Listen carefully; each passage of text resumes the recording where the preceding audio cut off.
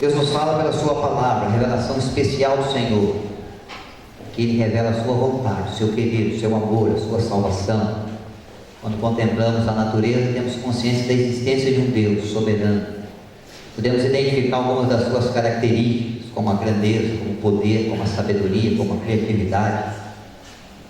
Mas quando contemplamos a sua palavra, nós descobrimos a sua vontade para nós. O seu amor demonstrado em Cristo, o seu trabalho, o seu projeto, para alcançar com perdão os pecadores. E hoje nós vamos nos voltar a esta palavra bendita. Salmo 19, a partir do verso 7. Algumas características da lei do Senhor, da palavra de Deus, na influência que ela traz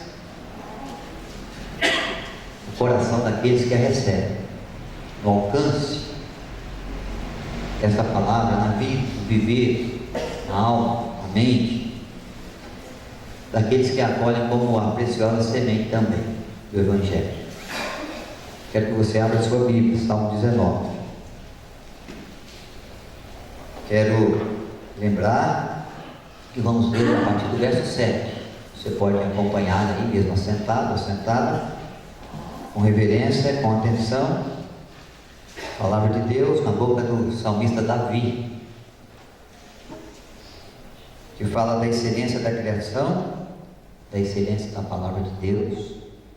A partir do verso 7, ele vai nos dizer: a lei do Senhor é perfeita e restaura a alma. O testemunho do Senhor é fiel e dá sabedoria aos simples. Os preceitos do Senhor são retos e alegram o coração. O mandamento do Senhor é puro e ilumina os olhos. O temor do Senhor é límpido e permanece para sempre. Os juízos do Senhor são verdadeiros e todos igualmente justos. São mais desejáveis do que o ouro, mais do que muito ouro depurado, e são mais doces do que o mel e o destilar dos favos. Além disso, por ele se admoesta o teu servo, e em os guardar a grande recompensa. Quem há que possa discernir as próprias faltas? Absolve-me das que me são ocultas. Também da soberba guarda o teu servo, que ela não domine, então serei irrepreensível e ficarei livre de grande transgressão. As palavras dos meus lábios e o meditar do meu coração sejam agradáveis na tua presença, Senhor, rocha minha e redentor meu. Que Deus acrescente graça ao nosso coração, na reflexão que fazemos da sua eficaz palavra. Deus tem o propósito de se relacionar conosco, de comunicar o seu propósito, de se revelar. Por isso que Ele nos fala, pela sua criação, e de maneira muito especial, muito direta, muito clara, pela sua palavra. Quero voltar a atenção, falar de Deus aqui a nós, pela palavra. Eu vou ter que pedir a ajuda da Camila, viu, Camila? Aí, obrigado. Então hoje nós vamos ver a eficácia da palavra de Deus. O Senhor Jesus a identificou como uma semente lançada nos corações, lançada junto às vidas, que se encontrar guarida vai trazer frutos, belos frutos, preciosos frutos.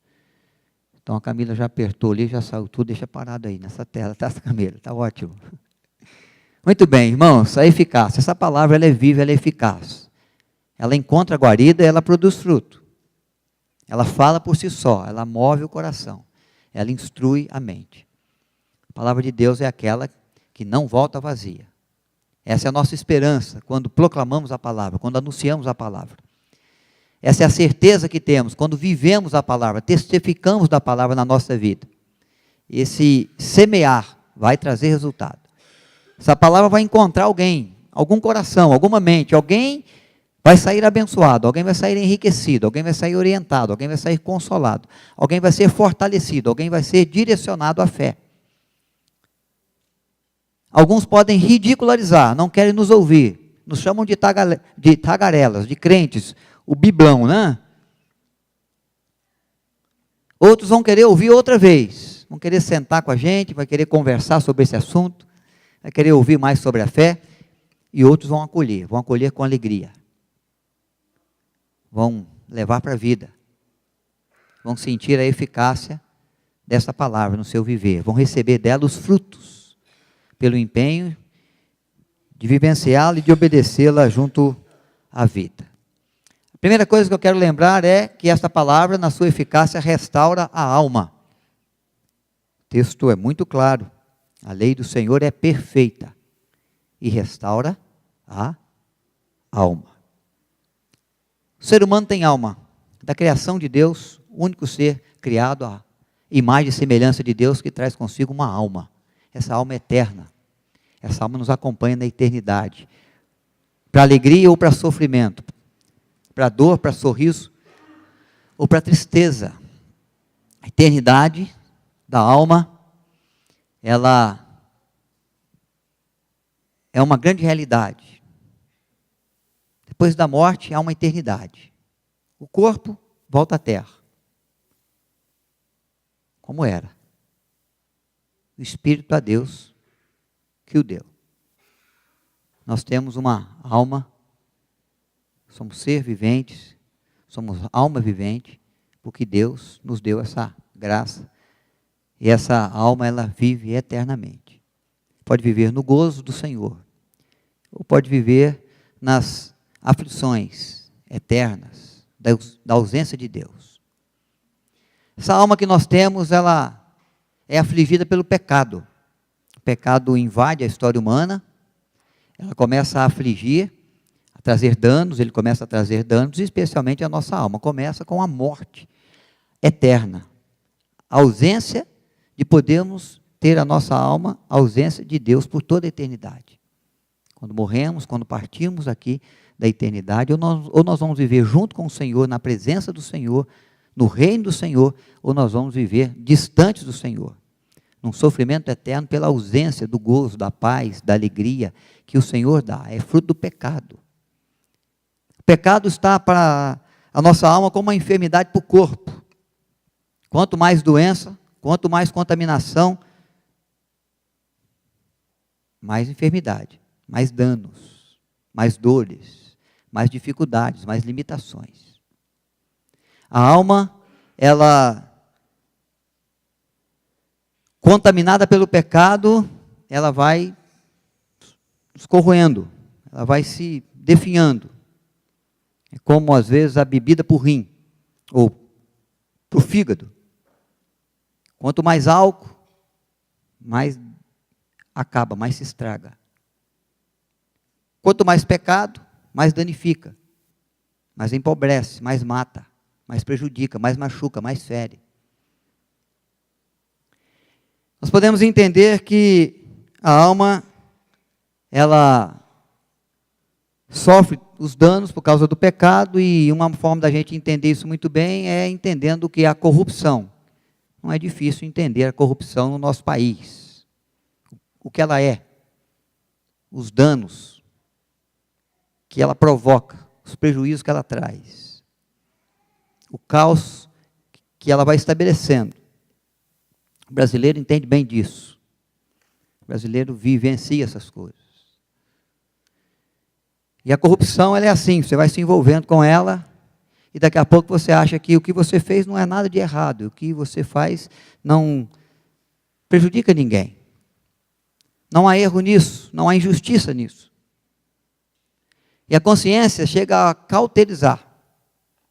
Apesar dos muitos processos, apesar das muitas provas, você sempre vai se dizer inocente. Não tem ninguém que levanta para dizer, eu sou culpado da corrupção que foi praticada. Todos são inocentes. Todos vão provar a inocência. Todos na sua consciência cauterizada até acreditam, acho, que são de fato inocentes, que não fizeram nada demais. A corrupção é você trilhar um caminho que você não pode trilhar. É você lançar a mão de recursos que não são seus. É você se envolver com situações, com circunstâncias condenadas pela justiça. O ser humano, tomado pelo pecado, ele se torna um ser corrupto. Ele começa a agir dentro dos próprios interesses, dentro daquilo que é a sua vontade, do seu querer, dentro daquilo que ele entende que atende o seu ego, sua satisfação, que o leva aonde ele quer ir, independente daquilo que ele tenha que fazer.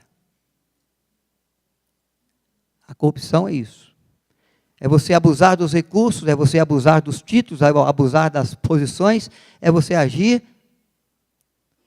como se estivesse acima de tudo e de todos. O pecado traz para nós esse sentimento. Parece ser até uma coisa boa. Parece ser até uma coisa que abençoa, que favorece, que engrandece, que dignifica, que traz a possibilidade de realizações. E mesmo que a sua mente se cauterize e você não consiga enxergar mais os erros, as falhas, os danos, os pecados, as corrupções, a sua alma nunca se cauteriza, ela só vai sendo danificada, só vai sendo destruída, só vai sendo machucada. O pecado corrói a alma, como a lepra corrói o corpo. E nesse texto Davi está dizendo, olha, a lei do Senhor, o ensino de Deus, o mandamento de Deus, a revelação de Deus, quando Deus se importa, se preocupa em falar e apresentar o seu propósito à humanidade, esse propósito, essa lei e esse ensino pode restaurar a alma, pode trazer cura, pode restabelecer aquilo que está se perdendo, pode tornar a dar vida aquilo que está morrendo, pode tornar saudável o que está enfermo.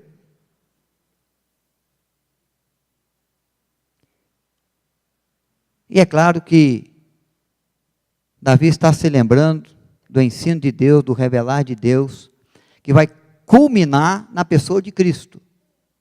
Um Messias que é prometido, um Filho unigênito que viria, um Deus que habitaria a terra, um Deus que entregaria a sua vida, que daria o seu corpo, que ofereceria o seu corpo, a sua vida em favor dos pecadores. A alma está sendo morta, está se definhando nos delitos e pecados, nas iniquidades. Deus rompe os céus, Deus revela a sua vontade, Deus envia o seu Filho. É dito da justiça de Deus, e a lei de Deus precisa ser estabelecida.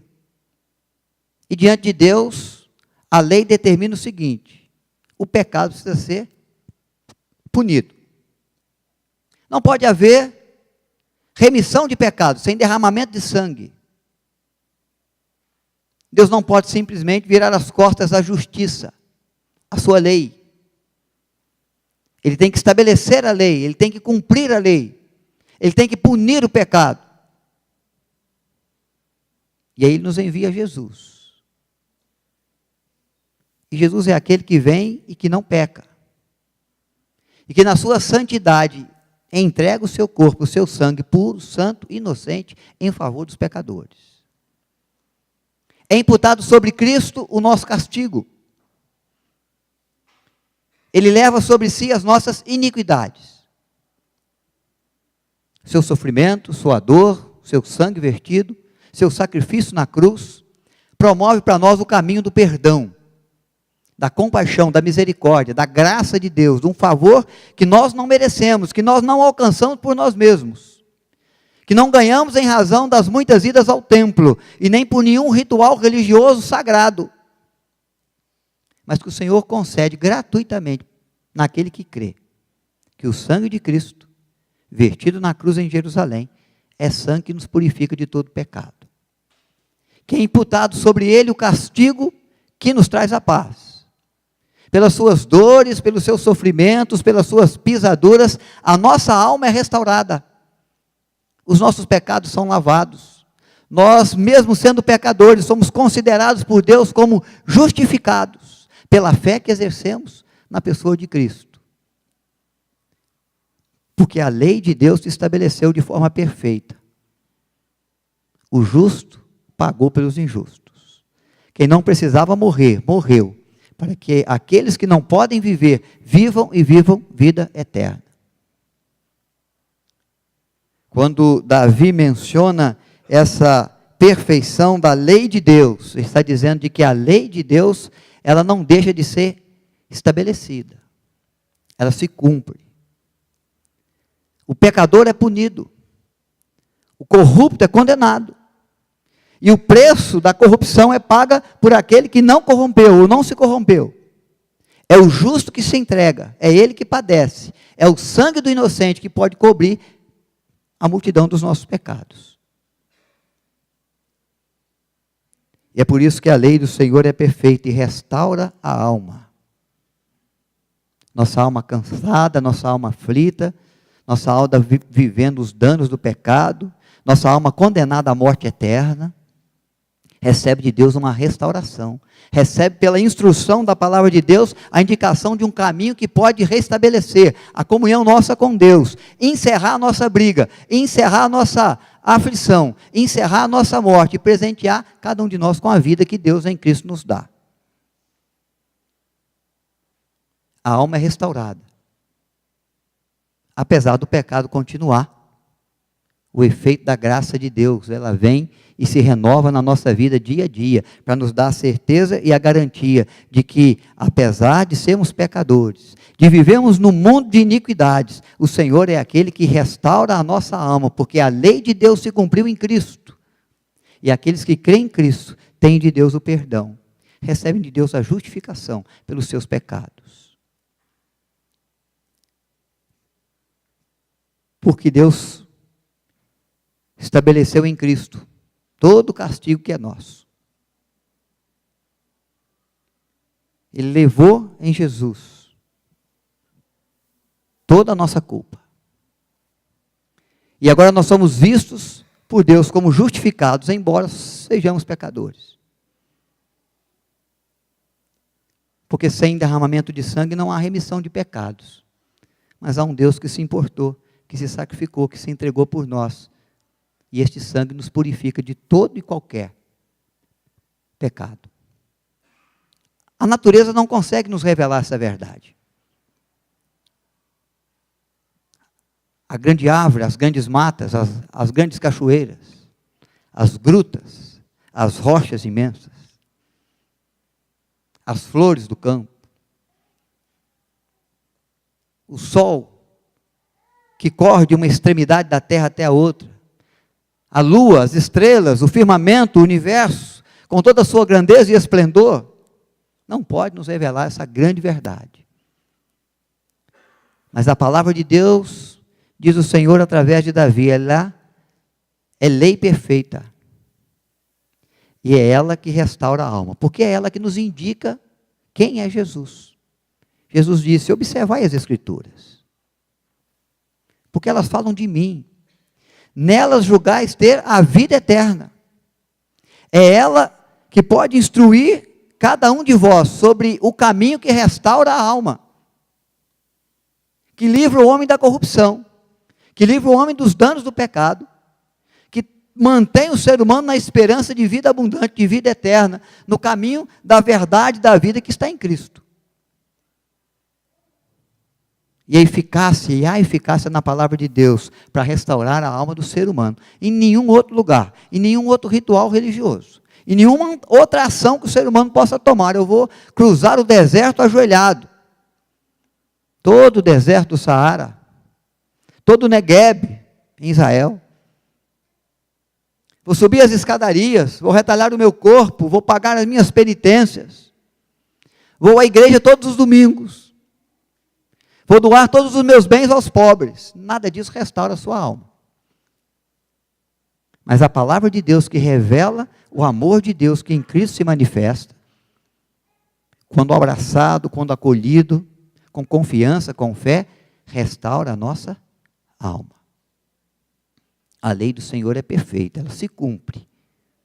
E na graça de Deus, que ali se manifesta em Jesus, a nossa alma é restaurada. A esperança para nós, a possibilidade de melhoras, a possibilidade de acertos, a possibilidade de vencer o pecado que nos vencia, a possibilidade de vivermos para a glória de Deus e não para entristecer o Senhor com as nossas ações, com os nossos pecados, com as nossas iniquidades, com os nossos erros, com a nossa transgressão, com a nossa maldade, com a nossa violência, com a nossa soberba, com o nosso ego. A palavra de Deus nos revela que a graça no Senhor, na pessoa de Cristo, para restaurar a nossa alma, para transformar mortos em vivos, para curar a enfermidade danosa que nos distanciaria eternamente do Senhor.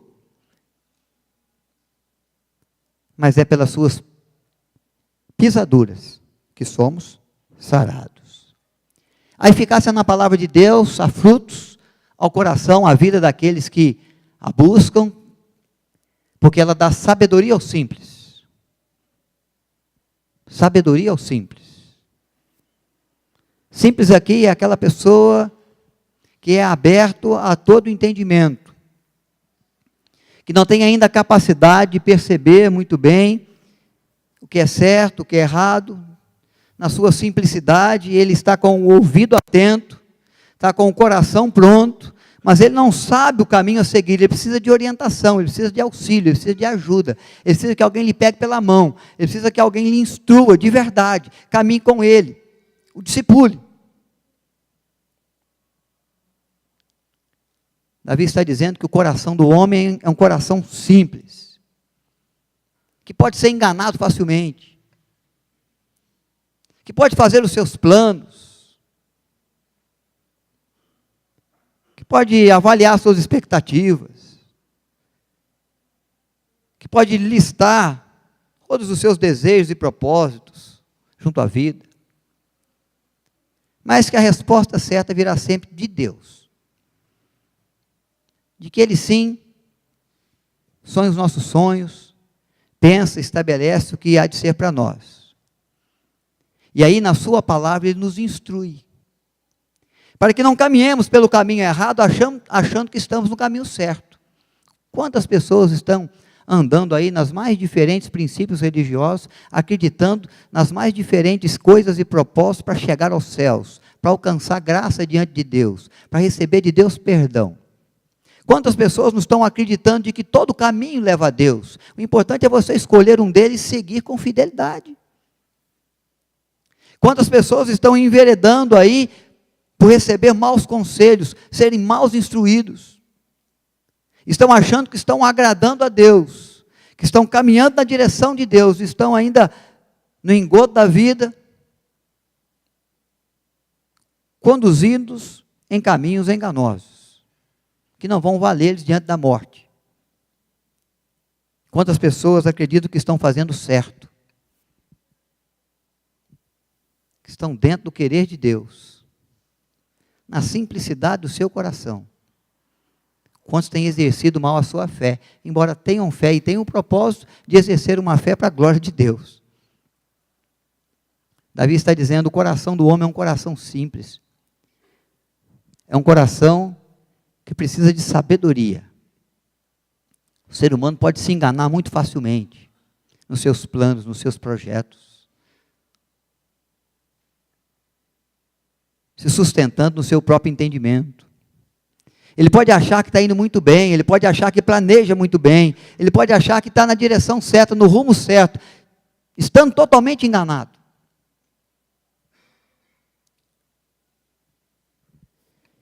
E a palavra de Deus é que nos vai dar sabedoria para identificar o que é certo e o que é errado, o que é bom e o que é ruim, o que é a vontade de Deus, o que é a vontade nossa, humana, o que é o querer de Deus e o que é o querer unicamente nosso. Nós podemos às vezes ser enganados, iludidos, por orientações erradas que recebemos. Por isso que na vida da fé cristã, nós defendemos a bandeira de que a regra de fé e prática é a palavra de Deus. Não é o dogma da igreja. Não é a bandeira denominacional. Não é o pastor que instrui o clero, que prega, que proclama, que ensina. Porque esse pode errar. O ser humano, ele erra. A palavra de Deus, ela é perfeita. Ela não se engana, ela não erra. No ser humano não há o conhecimento de todas as coisas, por mais entendido que você seja do assunto, por mais entendido que você seja daquela situação, daquela circunstância, por mais perito que você seja, para identificar os pontos fracos, os pontos fortes, os pontos a melhorar, na sua gestão estratégica da vida, do trabalho, da família, da igreja, do evangelho, da vizinhança, do condomínio, da política. da vida profissional, educacional, por mais perito que você seja, você sempre vai saber menos do que Deus, em qualquer área, em qualquer assunto. Deus conhece o que você conhece, Deus conhece o que você nunca viu, mas que já aconteceu na história lá para trás. Deus conhece o que você desconhece, que está nos bastidores da história, à sua volta, situações dos porquês que isso ou aquilo está acontecendo, o que está motivando esse ou aquele de fazer assim ou assado. Deus conhece o que vai acontecer para frente. Nós às vezes temos uma ideia, na nossa expectativa aguçada, na nossa perícia em avaliar os fatos. Mas sabedoria, como Deus tem, ninguém tem. Salomão não teve. Por isso que a instrução de Davi é: você quer ser sábio, apesar da sua simplicidade, apesar das suas limitações? Você quer saber se conduzir, saber no que se envolver, no que eliminar, em como decidir acertadamente junto às coisas da vida de verdade? Olhe para a palavra de Deus, ela te instrui, nela há sabedoria. Sabedoria para instruir o filho, para educar o filho, para criar o filho, no século 21, no século 22, 23, com todos os desafios que o século possa trazer. Sabedoria para se portar bem como profissional. Sabedoria para ser um bom cidadão, um bom vizinho, um bom amigo. Sabedoria para lidar com as circunstâncias adversas e saber o que fazer, quando falar, quando se calar. Quando agir com ousadia. Quando ganhar as ruas. Quando se trancar no quarto em oração. Sabedoria que a palavra de Deus nos dá, para que possamos corrigir os nossos erros e vivemos com mais acertos. Jesus disse: errais porque não conheceis as Escrituras. Falta sabedoria ao coração simples, que pode ser enganado facilmente, que pode ser conduzido por qualquer vento de doutrina por aí, que pode acreditar em qualquer instrutor, em qualquer palavra de alguém que tem uma liderança mais forte e que às vezes está dizendo coisas totalmente desassociadas da vontade de Deus, mas usa até o nome de Deus para dizer que Deus quer assim. Os nossos olhos têm que estar voltados à palavra. Davi, no seu salmo, ele vai fortalecer essa grande verdade para o nosso coração. É a lei do Senhor. Ela dá sabedoria ao simples. Na nossa simplicidade temos que ter a humildade para nos prostrar diante da palavra de Deus e pedir que ela nos ensine. Porque quem encontra sabedoria, diz a Bíblia, encontrou riqueza. Nós corremos atrás dos lucros, do carro novo, do bom título, do bom emprego, da promoção, do reconhecimento, do dinheiro, para termos as coisas, para alcançarmos coisas boas, para comprarmos aquilo que temos desejo de comprar. E achamos que isso é que é a riqueza. A casa luxuosa, o jatinho, o iate. Mas riqueza é ter a sabedoria que a palavra de Deus nos dá, para andarmos no caminho que Deus quer, para decidirmos dentro da vontade de Deus, para escolhermos aquilo que é certo aos olhos de Deus e agradarmos o seu propósito, o seu querer. E a eficácia na palavra de Deus para tornar o coração da pessoa mais simples, no homem e na mulher mais sábia. Há um texto da palavra de Deus do Salmo 119, é o maior de todos os salmos, é o salmo que fala da palavra de Deus mesmo. Eu quero ler do verso 98 até o verso 101, e vamos ver o que este salmo da excelência da lei divina pode nos instruir com respeito à sabedoria para os simples. Salmo 119, versículo 98, é um um salmo longo, do 98 ao 101. Os teus mandamentos me fazem mais sábios que os meus inimigos, porque aqueles eu os tenho sempre comigo. Compreendo mais do que todos os meus mestres, porque medito nos teus testemunhos. Sou mais prudente do que os idosos, porque guardo os teus preceitos. De todo mal caminho desvio os pés, para observar a tua palavra. Nós dizemos que os mestres nos ensinam com sabedoria. O salmista diz: se sigo a tua palavra, sou mais sábio e instruído que os mestres. Nós dizemos que a vida nos dá experiências, e a experiência traz preciosas lições, que nos tornam sábios para viver. E o salmista diz: se me oriento pela tua palavra, na simplicidade do meu coração, sou instruído pela tua lei, eu me torno mais prudente, mais capaz do que os idosos, na sua vasta experiência de vida. Eu passo a conhecer mais do que os meus inimigos conhecem, e posso vencê-los. E a instrução e eu consigo desviar os meus pés do caminho mau, porque a tua palavra me instrui. Então é isso que o Davi está dizendo, quando ele fala: olhe para a eficácia da palavra de Deus, olhe o quanto ela pode te tornar sábio. Não é preciso viver muitos anos para ter prudência, é preciso conhecer a Bíblia. Não é preciso viver muitos anos para saber mais do que os seus inimigos e vencê-los, é preciso conhecer a Escritura. Não é preciso de muita coisa, de muitas palavras, de muitos cursos, de muitos títulos, para desviar o caminho do mal. É preciso apenas conhecer a vontade de Deus, que na Escritura se revela. E você vai poder desviar os seus pés dos maus caminhos. Porque aí a eficácia da palavra de Deus é para dar sabedoria ao simples. Ela dá sabedoria ao simples. Os preceitos do Senhor são retos, diz o verso 8, e alegram o coração. Quem não quer ter um coração alegre? Quem não quer ter alegria para viver?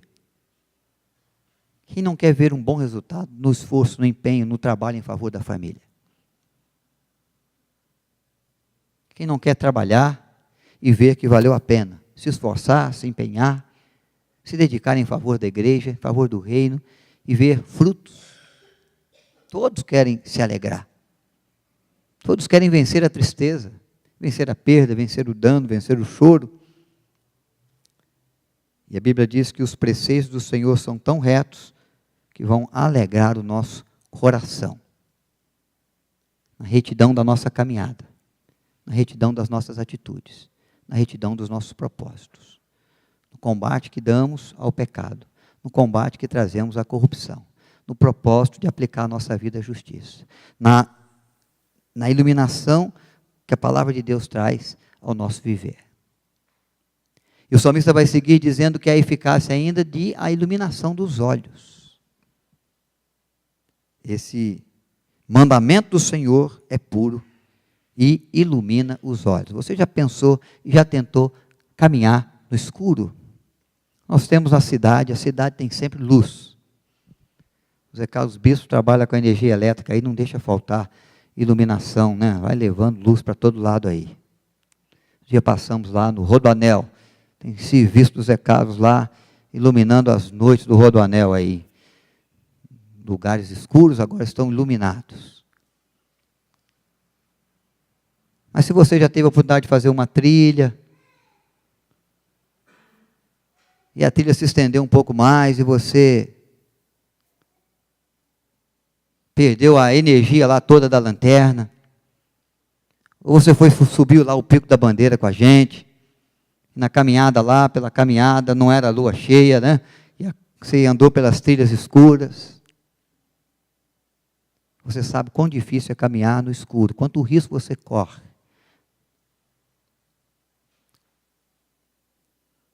Quanto tropeço você dá. quantos arranhões, quantos perigos. A Bíblia está dizendo, o salmista está dizendo, a Bíblia é luz para a nossa vida.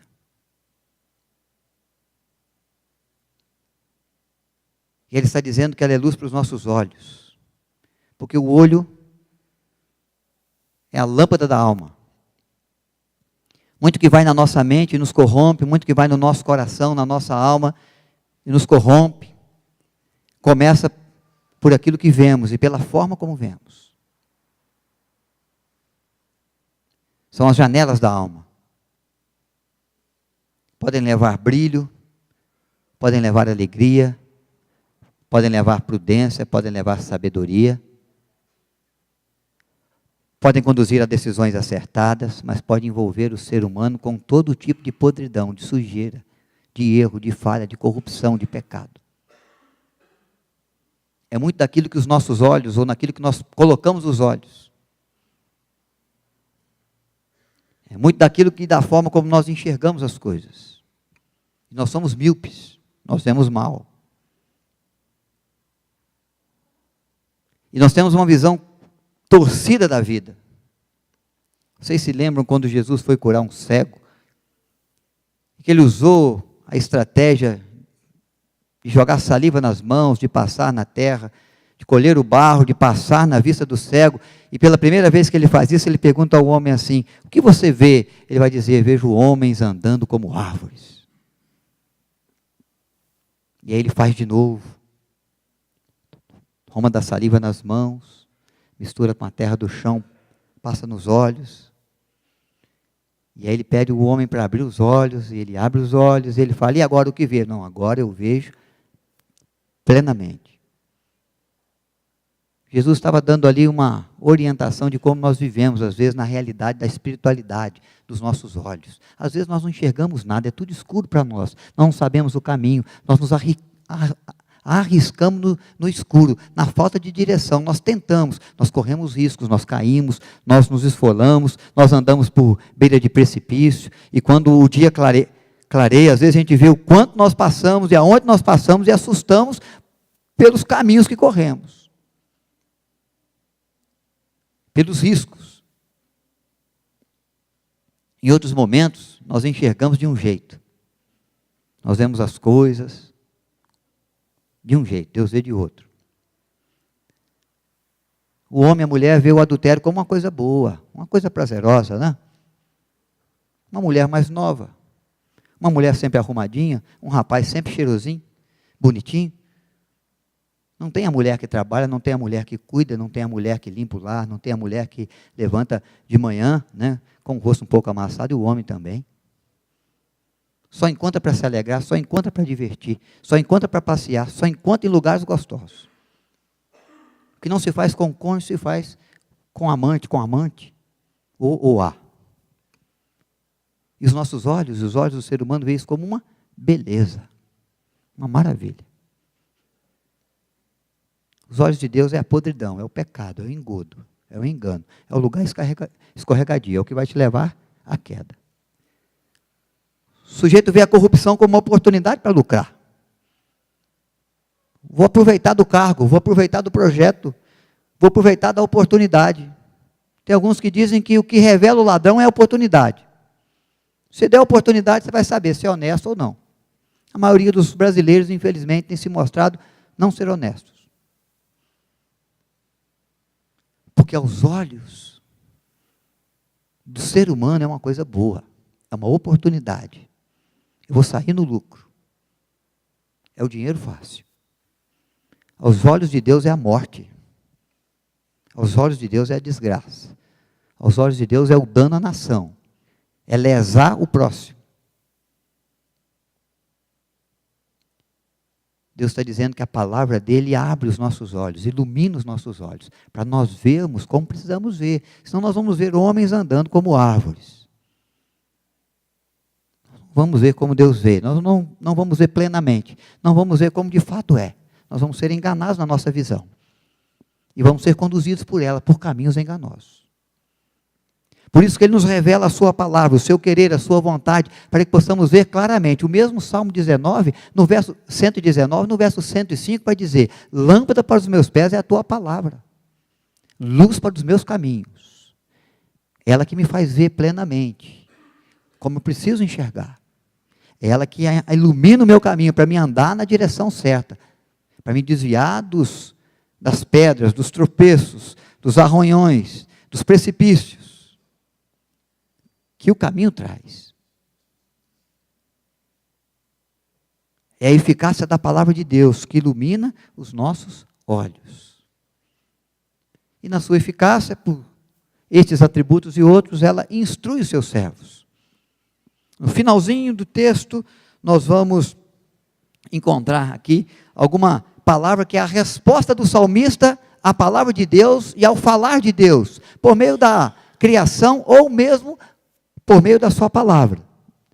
Davi contempla a presença de Deus, os atributos de Deus, a grandeza de Deus na criação. Davi observa os preceitos de Deus, a lei de Deus, os mandamentos de Deus, os juízos do Senhor na sua palavra. E aí ele dá uma resposta. Quando Deus fala, Ele quer uma resposta. Quando você fala com alguém, você espera que alguém te responda.